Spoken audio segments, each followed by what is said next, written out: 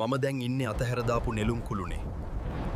ලංකාවේ දැන් මම ඇරෙන්න වෙන කවුරුත්ම නෑ. අඩුම තරමේ සත්තුවත් නැහැ. මිනිස්සුන්ට මොකද වුණේ කියන එක අදටත් අභිරහසක්. බලන්නකො මේ කෞතුකාගාරේ.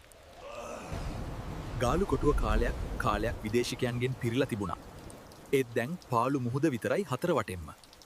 යාපනයේ පුස්තකාලයේ තවමත් එලෙසම තිබ්බත් මේ පොත් කියවන්න තවදුරටත් කවුරුත් ඉතිරි වෙලා නැහැ.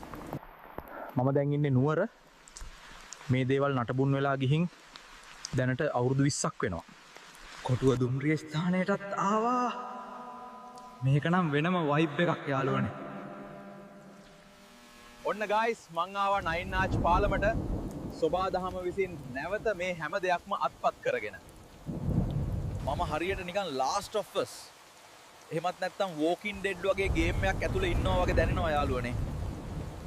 අපි ඊළඟ වීඩියෝ එකෙන් බලමු මිනිස්සුන්ට ඇත්තටම මොකද වුනේ කියලා.